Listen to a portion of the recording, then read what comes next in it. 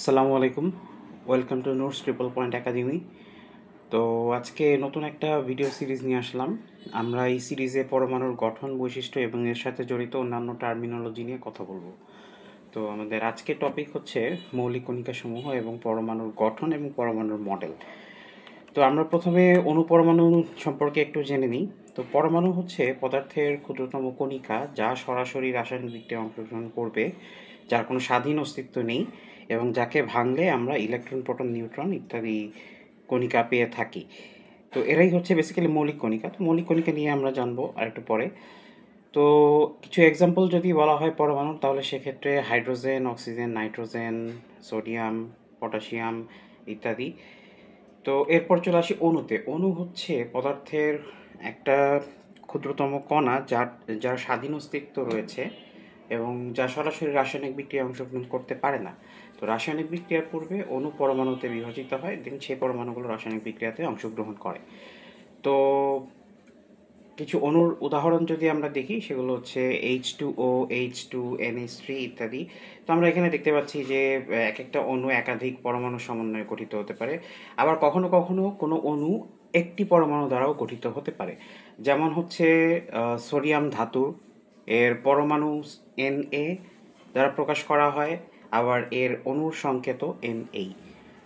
তো এরকম আহ, বিভিন্ন ধরনের অণু আমরা পাবো যেখানে এক পরমাণু রয়েছে বা একটি পরমাণু রয়েছে। তো আমরা একটা ফ্লো চার্টের মাধ্যমে এটা দেখতে পারি যে অণুকে ভাঙলে পরমাণু পাওয়া যায়, পরমাণুকে ভাঙলে ইলেকট্রন, প্রোটন, নিউট্রন পাওয়া যায়। তো এবার আমরা আলোচনা করব পরমাণুর গঠন নিয়ে। পরমাণু বেসিক্যালি নিউক্লিয়াস এবং নিউক্লিয়াসের বাহিরে বিভিন্ন কক্ষপথ নিয়ে গঠিত, এবং এই দুইটি জায়গাতেই পরমাণুর মৌলিক কণিকাগুলো অবস্থান করে। তো মৌলিক কণিকা কি? মৌলিক কণিকা হচ্ছে পরমাণু সে সকল ক্ষুদ্রতম কণা যাদেরকে আর ক্ষুদ্রতম অংশে বিভাজিত করা সম্ভব হয় না।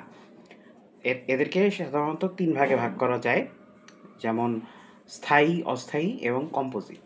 তো স্থায়ী মৌলিক কণিকাগুলো হচ্ছে এরা কম বেশি সকল কম বেশি নয়, এরা সকল পরমাণুতে অবস্থিত। এরা হচ্ছে ইলেকট্রন, প্রোটন এবং নিউট্রন। অস্থায়ী কণিকা এরা হচ্ছে পরমাণুতে কোনো কোনো পরমাণুতে কিছু সময়ের জন্য দেখা যায়, আবার হচ্ছে এদের স্থায়িত্বকাল খুবই সামান্য। আর কম্পোজিট মৌলিক কণিকাগুলো একাধিক মৌলিক কণিকার সমন্বয়ে গঠিত।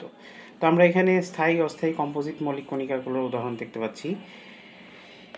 এবার আমরা স্থায়ী মৌলিক কণিকা সমূহ সম্পর্কে একটু বিস্তারিত আলোচনা করব। তো স্থায়ী মৌলিক কণিকা সমূহ আমরা আগের স্লাইড থেকে জানি। স্থায়ী মৌলিক কণিকা সমূহ হচ্ছে ইলেকট্রন, প্রোটন এবং নিউট্রন। তো আমরা প্রথমে ইলেকট্রন সম্পর্কে জানি। ইলেকট্রন হচ্ছে পরমাণুর ঋণাত্মক চার্জ বিশিষ্ট একটি মৌলিক কণিকা, যার অবস্থান হচ্ছে পরমাণুর বাহিরে, পরমাণুর নিউক্লিয়াসের বাইরে অবস্থিত যে কক্ষপথ রয়েছে সেখানে। ইলেকট্রন জে থমসন 1897 খ্রিস্টাব্দে আবিষ্কার করেন। ইলেকট্রনের ভর হচ্ছে 9.1 ইন্টু 10⁻31 কেজি, আর ইলেকট্রনের চার্জ হচ্ছে -1.6 ইন্টু 10⁻19 কুলম। এটিকে দ্বারা প্রকাশ করা হয়। এখন আমরা প্রোটন সম্পর্কে একটু বিস্তারিত আলোচনা করি। তো প্রোটন হচ্ছে পরমাণুর ধনাত্মক চার্জ বিশিষ্ট একটা মৌলিক কণিকা, যার অবস্থান হচ্ছে পরমাণুর কেন্দ্রে বা নিউক্লিয়াসে। এটি 1919 খ্রিস্টাব্দে রাদারফোর্ড দ্বারা আবিষ্কৃত হয়। এর ভর 1.673 ইন্টু 10⁻27 কেজি এবং এর চার্জ হচ্ছে +1.6 ইন্টু 10⁻19 কুলম। একে পি দ্বারা প্রকাশ করা হয়। এরপর আমরা নিউট্রন সম্পর্কে একটু জানি। নিউট্রন হচ্ছে পরমাণুর চার্জ নিরপেক্ষ একটা মৌলিক কণিকা। এর অবস্থান নিউক্লিয়াস বা পরমাণুর কেন্দ্রে। এটি 1932 খ্রিস্টাব্দে জেমস চ্যাডউইক দ্বারা আবিষ্কৃত হয়। এর ভর 1.675 ইন্টু 10⁻27 কেজি এবং একে এন দ্বারা প্রকাশ করা হয়। তো আমরা পরমাণুর মৌলিক কণিকা সম্পর্কে জানতে পারলাম, পরমাণুর স্থায়ী মৌলিক কণিকাগুলো যেগুলো সকল পরমাণুতে অবস্থিত। এখন পরমাণুর ভিতরে এই কণিকাগুলো কিভাবে থাকে বা পরমাণুর গঠনটা কীরকম সেটা নিয়ে বিভিন্ন সায়েন্টিস্ট এক এক সময় এক এক মতবাদ দিয়েছেন। তো এদের মধ্যে আমরা রাদারফোর্ড এবং নিলস বোরের পরমাণু মডেল নিয়ে এখন আলোচনা করব। তো আমরা প্রথমে আলোচনা করব রাদারফোর্ডের পরমাণু মডেল নিয়ে। তো রাদারফোর্ড পরমাণুর মডেলটাকে অনেকটা সৌরজগতের সাথে তুলনা করেছে, যে সৌরজগতে সূর্যের চারপাশে যেরকম গ্রহগুলো আবর্তনশীল থাকে, তেমনিভাবে নিউক্লিয়াসের চারপাশে কতগুলো কক্ষপথে ইলেকট্রন নিউক্লিয়াসকে প্রদক্ষিণ করবে। তো রাদারফোর্ডের পরমাণু মডেলের স্বীকার্য সমূহ আমরা একটু দেখে নিই। যেমন পরমাণুর সকল ধনাত্মক চার্জ হচ্ছে কেন্দ্রে অবস্থিত থাকবে, অর্থাৎ নিউক্লিয়াসে থাকবে। পরমাণুর অধিকাংশ জায়গায় ফাঁকা এবং এই ফাঁকা স্থানগুলোতে ইলেকট্রন অবস্থান করতে পারে। পরমাণুর কেন্দ্রে যতগুলো ধনাত্মক চার্জ থাকবে, কেন্দ্রের বাইরে ঠিক ততগুলো ঋণাত্মক চার্জ থাকবে, অর্থাৎ স্বাভাবিক অবস্থায় পরমাণুটি চার্জ নিরপেক্ষ অবস্থায় থাকবে। সৌরজগতে গ্রহগুলোর মতো নিউক্লিয়াসের চারপাশে ইলেকট্রনগুলো হচ্ছে ঘুরতে থাকবে, ঠিক যেভাবে সূর্যের চারপাশে গ্রহগুলো আবর্তন করে সেভাবে। কক্ষপথে ঘূর্ণনত অবস্থায় ইলেকট্রনের উপরে দুইটি বল ক্রিয়াশীল থাকে। একটি হচ্ছে ধনাত্মক নিউক্লিয়াস এবং ঋণাত্মক ইলেকট্রনের মধ্যবর্তী বল, যেটা কেন্দ্রমুখী, এবং অপরটি হচ্ছে ঘূর্ণনরত ইলেকট্রনের কেন্দ্রবিমুখী বল। তো স্বাভাবিক অবস্থায় এই কেন্দ্রবিমুখী বল এবং কেন্দ্রমুখী বল দুইটাই সমান হবে, যার ফলে কোনো একটা ইলেকট্রন একটা কক্ষপথে ঘূর্ণনশীল অবস্থায় থাকবে। তো এখানে আমরা রাদারফোর্ডের পরমাণু মডেলের একটা চিত্র দেখতে পাচ্ছি। এখানে আমরা দেখতে পাচ্ছি যে কেন্দ্রে নিউক্লিয়াসের চারপাশে কতগুলো অরবিট, এই অরবিটে ইলেকট্রনগুলো ঘূর্ণনশীল অবস্থায় আছে। তো রাদারফোর্ডের পরমাণু মডেলের কিছু সীমাবদ্ধতাও রয়েছে, এগুলো সম্পর্কে আমরা এখন একটু আলোচনা করব। যেমন প্রথম সীমাবদ্ধতা হচ্ছে যে রাদারফোর্ডের পরমাণু মডেলে এটিকে সৌরজগতের সাথে তুলনা করা হয়েছে, কিন্তু সৌরজগতের গ্রহগুলো কোনো চার্জ নেই, এগুলো চার্জ নিরপেক্ষ। সুতরাং এর সাথে ধনাত্মক ঋণাত্মক চার্জযুক্ত নিউক্লিয়াস বা হচ্ছে ইলেকট্রনের তুলনা করাটা ঠিক হয়নি। এরপর হচ্ছে ম্যাক্সওয়েলের তড়িৎচুম্বক তত্ত্ব মতে আমরা জানি যে কোনো একটা চার্জ যদি কোনো একটা বৃত্তাকার পথে ঘুরতে থাকে তাহলে সেটা ক্রমান্বয়ে শক্তি বিকিরণ করে, এবং শক্তি বিকিরণ করে সেটা ক্রমান্বয়ে এর ব্যাসার্ধ হ্রাস পেতে থাকে। এর ঘূর্ণন ব্যাসার্ধ হ্রাস পেতে পেতে একসময় সেটা কেন্দ্রে পতিত হবে। তো যেহেতু রাদারফোর্ডের পরমাণু মডেলে বলা হয়েছে যে নিউক্লিয়াসের চারপাশে কতগুলো কক্ষপথ ইলেকট্রন ঘূর্ণনশীল অবস্থায় থাকবে, এখন যদি ইলেকট্রনগুলো শক্তি বিকিরণ করে ক্রমান্বয়ে ক্ষুদ্র ব্যাসার্ধের পথে ঘুরতে ঘুরতে নিউক্লিয়াসে এসে পড়ে, তাহলে সেক্ষেত্রে এই পরমাণু মডেলের কোনো অস্তিত্ব থাকতেছে না। তো এটা একটা সীমাবদ্ধতা। এরপর হচ্ছে রাদারফোর্ডের পরমাণু মডেল থেকে বর্ণালী ব্যাখ্যা করা সম্ভব হয় না। তো বর্ণালী জিনিসটা কি? বর্ণালী জিনিসটা হচ্ছে যখন কোনো ইলেকট্রনের স্থানান্তর হয় এক কক্ষপথ থেকে অন্য কক্ষপথে। তো অবভিয়াসলি এই কথাটা রাদারফোর্ডের পরমাণু মডেলে বলা নাই যে ইলেকট্রন এক কক্ষপথ থেকে অন্য কক্ষপথে স্থানান্তরিত হতে পারে। তো যখন ইলেকট্রন এক কক্ষপথ থেকে অন্য কক্ষপথে স্থানান্তরিত হয় তখন সেটার শক্তি শোষণ বা বিকিরণ করে। এই শোষিত বা বিকিরিত শক্তিকে আমরা যদি কম্পাঙ্ক অথবা তরঙ্গ দৈর্ঘ্যের ভিত্তিতে কতগুলো অংশে বিভাজিত করি তাহলে আমরা বিভিন্ন রেখা পাবো। তো এটাকেই বলা হচ্ছে বেসিক্যালি বর্ণালী। রাদারফোর্ডের মডেল থেকে বর্ণালীর কোনো ব্যাখ্যা পাওয়া যায় না।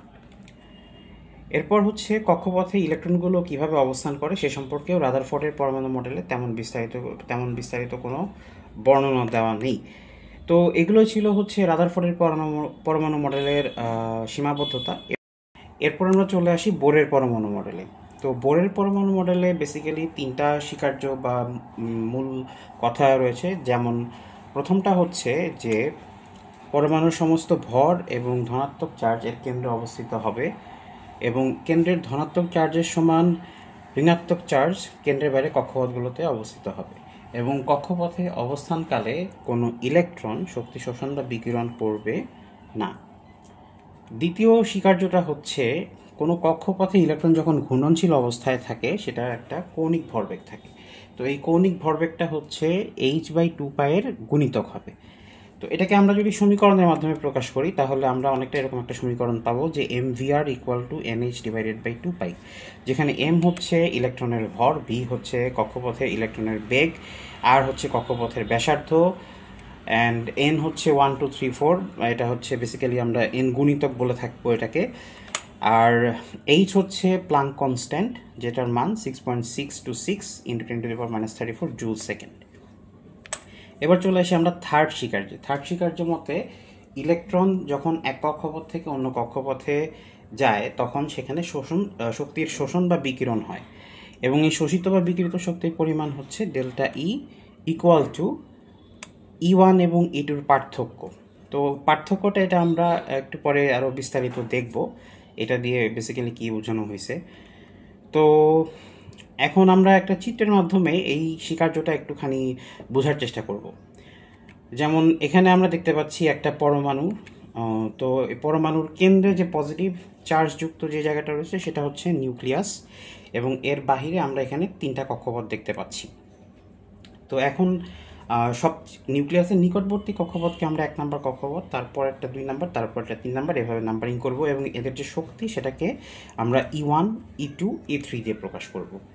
তো এখন কোনো একটা ইলেকট্রন যদি 1 নং কক্ষপথ থেকে 2 নং কক্ষপথে যায়, তাহলে সেক্ষেত্রে তার শক্তি শোষণ করতে হবে, কারণ 1 নং কক্ষপথে অবস্থিত ইলেকট্রন সমূহের শক্তি কম 2 নং কক্ষপথের শক্তির তুলনায়।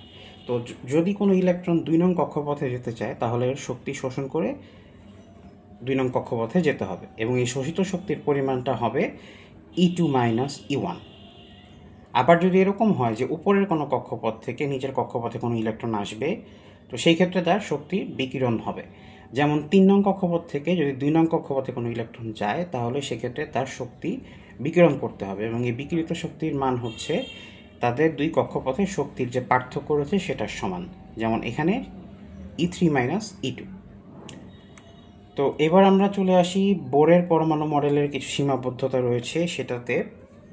যেমন প্রথম সীমাবদ্ধতা হচ্ছে একাধিক ইলেকট্রন বিশিষ্ট পরমাণুর ক্ষেত্রে বর্ণালীটার কীরকম হবে বা বর্ণালীর ব্যাখ্যা বোরের পরমাণু মডেল থেকে করা যায় না একাধিক ইলেকট্রন বিশিষ্ট পরমাণুতে। কিন্তু যেখানে একক ইলেকট্রন রয়েছে যে সকল পরমাণু বা আয়নে, তাদের ক্ষেত্রে বোরের মডেল দিয়ে বর্ণালী ব্যাখ্যা করা সম্ভব হয়, যেমন হিলিয়াম আয়ন অথবা লিথিয়াম 2+ আয়ন ইত্যাদি।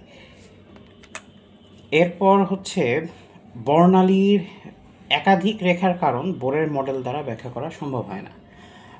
বর্ণালীতে শক্তিশালী বর্ণালী বীক্ষণ যন্ত্রের সাহায্যে যদি বর্ণালীতে প্রাপ্ত রেখাগুলোকে বিশ্লেষণ করা হয়, তাহলে সেখানে একটা রেখার জায়গায় একাধিক রেখা দেখা যায়। এটার কারণ বোর মডেল থেকে ব্যাখ্যা করা সম্ভব হয় না।